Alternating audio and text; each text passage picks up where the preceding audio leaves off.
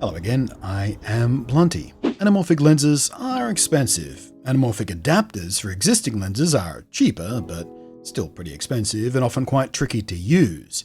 Anamorphic lens adapters for phone cameras are much cheaper and can give you some pretty useful options for a cinematic style look, but compared to normal wide-angle adapters are still pretty expensive.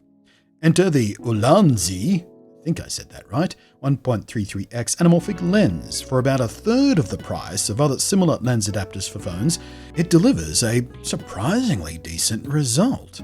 For those unfamiliar, let's quickly bounce over what an anamorphic lens is, although hopefully, if you're watching a video about anamorphic lenses, you know what they are and know why you want one. But still, maybe there's just a few curious people out there.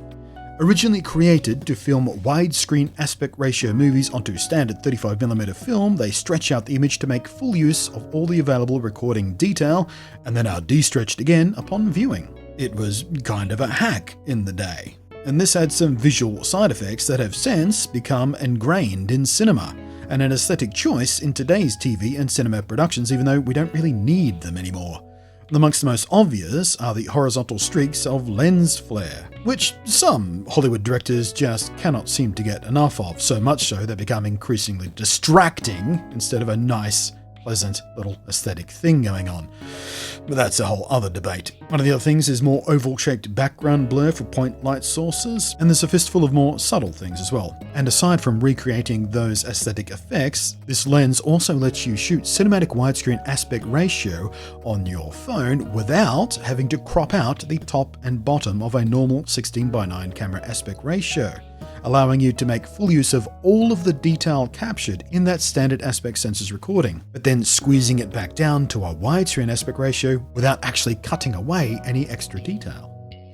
The ULANZI anamorphic lens comes with a relatively universal bracket made from aluminium and machined quite nicely, in fact. Feels nice and strong. It clamps onto your phone pretty securely with a little thumb screw, and there's a pad to protect your screen, by the way, just in case you're panicking about that already. And as long as you don't over-tighten it, it shouldn't mark up or crack your screen or anything. Feels pretty secure. The drawback of this system is the same as all universal lens clips. It can be a bit fiddly to position correctly, and it can be very easy to bump it out of position accidentally. The back of the clamp can also cover up part of the screen. But the trade-off for these relatively minor inconveniences is, of course, when you upgrade your phone, you don't have to hope there's a new compatible mount made so you can keep using the lens. This lens is listed as working with iPhone, Pixel, Samsung Galaxy, Xiaomi, HTC, Nokia, LG, Motorola, and OnePlus phones. And although I only have an iPhone XS Max on which to test currently, there seems to be enough flexibility and spacing on the adapter clamp to accommodate a wide variety of phones pretty confidently. As far as actual results go, well, you've been looking at it, and it is in fact far better than I'd expected from an anamorphic lens adapter at this price. Mainly because there's never been an adapter lens like this cheap. Either because of the comparatively low demand such a specialist lens for phone shooters has, or because they're a bit trickier to make than a regular lens. Everything that's come out before this had a price tag deep inside the triple-digit number. So I've got to admit, it's pretty amazing results for the price. And that iconic anamorphic lens flare is even more pronounced on this than the other lenses of this type I've tried. Whether or not that's an appealing thing for you is a personal thing, but it's worth pointing out this has a lot more lens flare.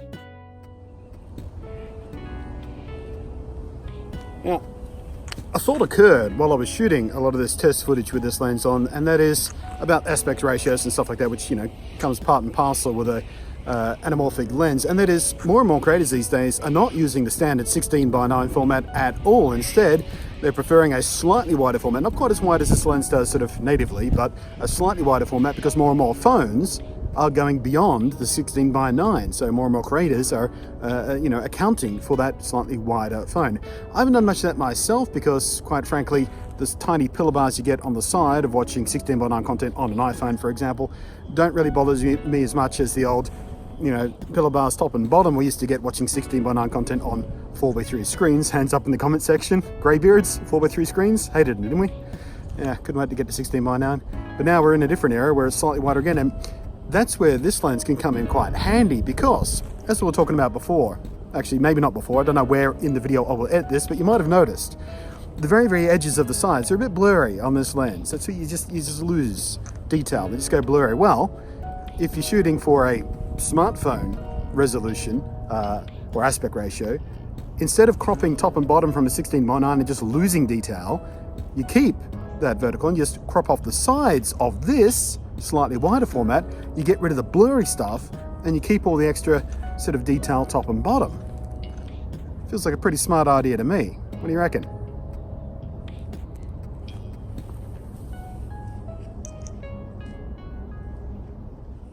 But it is overall not the most spectacular results that are possible using a lens adapter of this type even on a phone.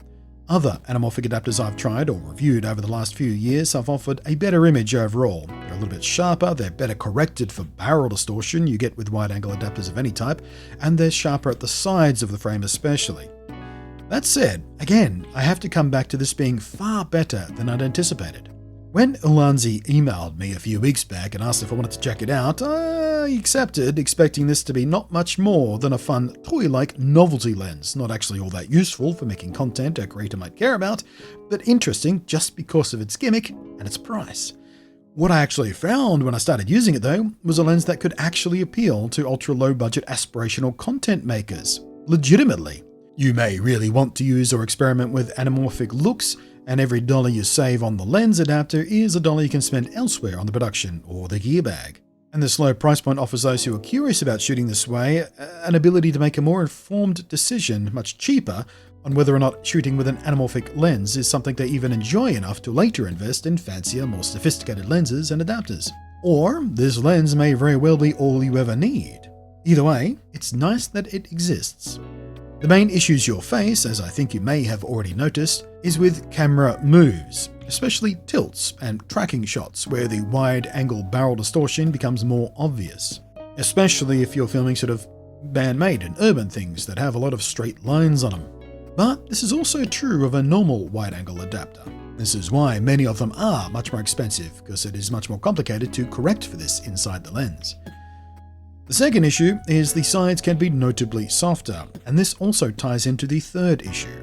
You have to be quite careful about alignment of this lens, or that blur at the sides becomes pretty severe, and the rotational positioning, if even slightly off, can cause rather bad distortion just by the nature of the way this lens has to work, and those iconic flares go all diagonal and weird on you.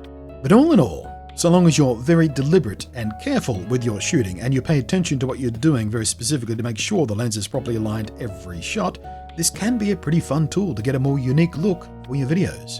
And I keep coming back to the value. Nothing else close to this price can get you a genuine in-camera anamorphic look.